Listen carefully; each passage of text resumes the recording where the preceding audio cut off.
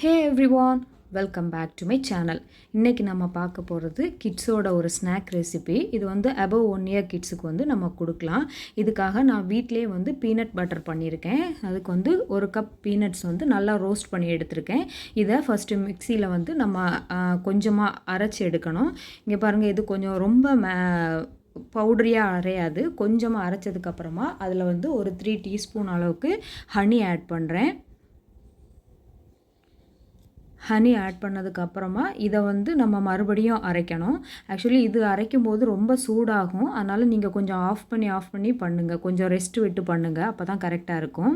இப்போது இதுக்கு கூட வந்து நம்ம வந்து ஆயில் ஆட் பண்ணணும். இதோட டீட்டெயில் எல்லாம் வந்து கீழே டிஸ்கிரிப்ஷனில் கொடுக்குறேன், செக் பண்ணிக்கோங்க. ஆயில் ஆட் பண்ணி நல்லா அரைச்சோன்னா நல்ல ஸ்மூத்தான பட்டரியாக வந்து நமக்கு கிடைக்கும். இதுதான் நம்ம இந்த ரெசிபிக்கு வந்து யூஸ் பண்ண போகிறோம். இல்லை நீங்கள் கடையில் வாங்குறது கூட நீங்கள் யூஸ் பண்ணிக்கலாம். இப்போ வந்து அதுக்காக ஒரு பவுலில் நம்ம ஒரு ஃபுல் எக் வந்து உடச்சி ஊற்றணும். இது வந்து நாட்டுக்கோழி முட்டையாக இருந்தால் ரொம்ப நல்லது. ஆனால் எனக்கு இப்போது வந்து இது கடை முட்டை தான் இருந்துச்சு, அதனால் நான் இது யூஸ் பண்ணுறேன். இது கூட பால் வந்து நீங்கள் வந்து மாட்டுப்பால் யூஸ் பண்ணிக்கலாம். நீங்கள் உங்களுக்கு எப்படி என்ன பால் வந்து அவைலபிலிட்டி இருக்கோ அதை யூஸ் பண்ணிக்கோங்க. அதுக்கு கூடவே வந்து நான் கோதுமை மாவு ஆட் பண்ணுறேன். நீங்கள் இந்த கோதுமை மாவுக்கு பதிலாக நீங்கள் வந்து ராகி மாவு கூட யூஸ் பண்ணலாம். இது மூணையுமே வந்து நல்லா மிக்ஸ் பண்ணணும். இந்த லம்ஸ் எதுவுமே இல்லாமல் நல்லா மிக்ஸ் பண்ணிக்கோங்க. இதில் வந்து நான் சால்ட்டோ இல்லைனா வந்து சுகரோ எதுவுமே ஆட் பண்ணலை. நீங்கள் இப்படி இருக்கிறதுனால இதை வந்து சின்ன சின்னதாக பேன் கேக் மாதிரி பண்ணி கூட இந்த 9 மந்த் 10 மந்த் பிள்ளைங்க இருக்காங்களா அவங்களுக்கு நீங்கள் தரலாம். ஏன்னா இதில் நம்ம வந்து சுகர் சால்ட் எதுவுமே ஆட் பண்ணலை. அதனால் நீங்கள் இதை வந்து சும்மா பேன் கேக் மாதிரி பண்ணி கொடுக்கலாம். ரொம்ப சாஃப்டாக தான் இருக்கும் நம்ம எக்கு சேர்க்குறதுனால. இதில் வந்து வேறு எதுவுமே ஆட் பண்ணல. நீங்கள் பார்த்தீங்கன்னா தெரியும், இதில் நான் வந்து பேக்கிங் பவுடரோ பேக்கிங் சோடாவோ சால்ட்டோ சுகரோ எதுவுமே ஆட் பண்ணல. இதை நீங்கள் வந்து பேட்டர் மாதிரி ரெடி பண்ணி வைக்கணும். தோசை மாவு கன்சிஸ்டன்சியில் அதை விடையுமே நமக்கு வந்து லிக்யூடியாக இருக்கணும். இதை வந்து நம்ம இப்போ தோசைக்கல்லில் தோசைக்கு நம்ம மாவு எப்படி ஊற்றுவோம் அது மாதிரி ஊற்றணும். ஆனால் வந்து தோசைக்கு விரிக்கிற மாதிரி மாவை வந்து விரிக்கக்கூடாது. நம்ம பேன் கேக்குக்கெல்லாம் எப்படி ஊற்றுவோம் அந்த மாதிரி ஊற்றணும். இது கொஞ்சம் லிக்யூடியாக இருக்கிறதுனால இதுவே கொஞ்சம் ஸ்ப்ரெட் ஆகிக்கிறோம். இப்போது தோசை தவா சூடானதுக்கப்புறமா இதில் பட்டரோ கீயோ இல்லை ஆயிலோ கூட நீங்கள் போட்டுக்கலாம்.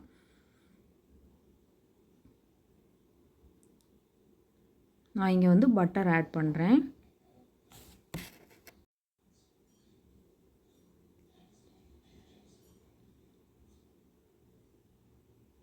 பட்டர் போட்டாச்சு. இப்போ வந்து நம்ம மாவை வந்து ஊற்றிக்கிறலாம்.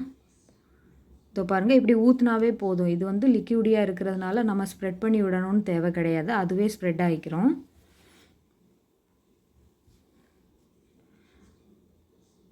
அவ்வளோதான். இது நம்ம பார்க்குறதுக்கு வந்து லைட் எல்லோயிஷ் கலரில் இருக்கும். இப்போ ஃபோனில் வந்து உங்களுக்கு அந்த அளவு தெரியாதுன்னு நினைக்கிறேன், கேமராவில். இது வந்து லைட் எல்லோ கலரில் இருக்கும். அது மேலே வந்து ஒயிட் கலர் மாதிரி இருக்கும். இப்போ இது குக் ஆகிடுச்சுன்னா அந்த ஒயிட் கலர் மாதிரி ஃபுல் எல்லோ கலர் வந்து தெரிய ஆரம்பிக்கும். இதோ பாருங்கள், இந்த மாதிரி தெரிய ஆரம்பிக்கும் போது நமக்கு வந்து கீழ் போர்ஷன் வந்து குக் ஆகிடுச்சின்னு தெரிஞ்சுக்கலாம். இது வந்து நம்ம ஹை ஹீட்டில் வச்சு பண்ணக்கூடாது, லோ ஹீட்டில் வச்சு தான் பண்ணணும். இல்லைனா வந்து ரொம்ப கரிஞ்சிரும். அது வந்து பசங்களுக்கு சாப்பிட கொடுக்க முடியாது. இப்போது திருப்பி போட்டு எடுத்துக்கலாம். இந்த நான் எடுத்துருக்கிற மாவு குவான்டிட்டிக்கு வந்து 2 தோசை மாதிரி பண்ணி எடுத்துக்கலாம். 2 தான் வரும்.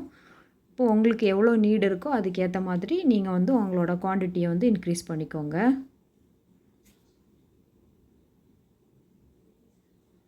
அவ்வளோதான், முடிஞ்சிருச்சு.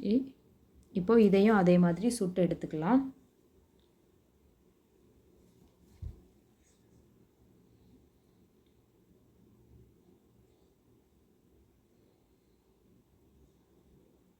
இதுக்கு கூட வந்து நம்ம பனானாவும் பீனட் பட்டரும் ஆட் பண்ண போகிறோம். இப்போ பீனட் பட்டரில் நம்ம வீட்டிலே பண்ணுறதுல வந்து ஹனி ஆட் பண்ணியிருக்கோம். ஸோ பிலோ 1 இயருக்கு வந்து நம்ம ஹனி எல்லாம் கொடுக்க மாட்டாங்க. அபோவ் 1 இயர்னால் நம்ம ஹனி ஆட் பண்ணிக்கலாம். ஸோ அதனால் நீங்கள் வீட்டிலே பீனட் பட்டர்லாம் பண்ணினீங்கன்னா அந்த பசங்களுக்கு வந்து கொடுக்குறதுக்கு நமக்கு கொஞ்சம் ஈஸியாக இருக்கும். ஏன்னா கடையில் உள்ளதில் வந்து என்னென்ன ஆட் பண்ணியிருப்பாங்கன்னு நமக்கு கரெக்டாக தெரியாது. வீட்டிலனா நமக்கு தெரியும் நம்ம என்ன போட்டிருக்கோன்றது. ஸோ நீங்கள் பாருங்கள், உங்களால் முடிஞ்சால் நீங்கள் வீட்டிலே பண்ணி வைக்கிறது நல்லது. இதுக்கு மட்டும் கிடையாது. நம்ம சின்னதா வேறு ஏதாவது நம்ம வீட்டில் ஸ்நாக் மாதிரி பண்ணி கொடுத்தா கூட நம்ம அதுக்கு டிப்பாக கூட நம்ம இதை கொடுக்கலாம் பசங்களுக்கு. இதோ பாருங்கள், இந்த மாதிரி தோசை மாதிரி பண்ணி ரெடி பண்ணியாச்சு. இப்போது இது மேலே நம்ம பண்ணி வச்சுருந்தோம்ல பீனட் பட்டர், அதை வந்து நம்ம ஸ்ப்ரெட் பண்ணணும்.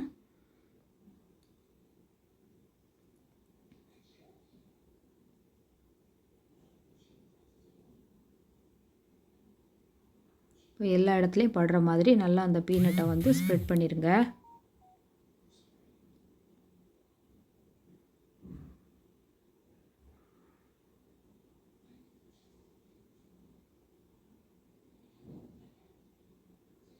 எல்லா இடத்துலையும் ஸ்ப்ரெட் ஆகிடுச்சு.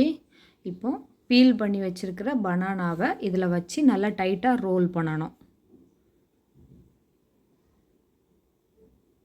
இதை பாருங்கள், இது வந்து மீடியம் சைஸ் பனானா தான் இருக்குது. உங்களோட பனானாவோட சைஸுக்கு ஏற்ற மாதிரி தான் நீங்கள் அந்த தோசை ஊற்றுறது. அப்படி இல்லைன்னா கூட நீங்கள் வந்து பனானாவை 2ஆக கட் பண்ணி கூட நீங்கள் இதில் ஆட் பண்ணிக்கலாம். இப்படி லைட்டாக ரோல் பண்ணி இந்த லாஸ்ட் 2 எட்ஜும் இருக்குல்ல, அதை கட் பண்ணிடுங்க. ஏன்னா அதில் வந்து பனானா பெருசாக இருக்காது, ஸ்ப்ரெட்டும் இருக்காது.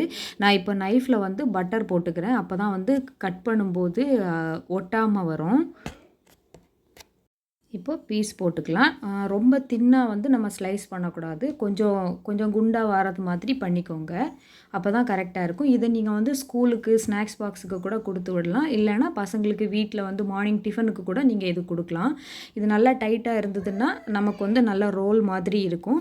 இது இப்போ நீங்கள் இதில் வந்து பெரிய பசங்களாக இருந்தாங்கன்னா டூத் ஸ்டிக் வச்சு கூட நீங்கள் கொடுக்கலாம். அந்த மாதிரி நீங்கள் ட்ரை பண்ணலாம். அவ்வளோதான். உங்களுக்கு இந்த வீடியோ பிடிச்சிருக்குன்னு நினைக்கிறேன். பிடிச்சிருந்துச்சுன்னா லைக் பண்ணுங்கள், ஷேர் பண்ணுங்கள். மறக்காமல் என்னோட சேனலுக்கு சப்ஸ்கிரைப் பண்ணுங்கள். தேங்க்யூ ஃபார் வாட்சிங்.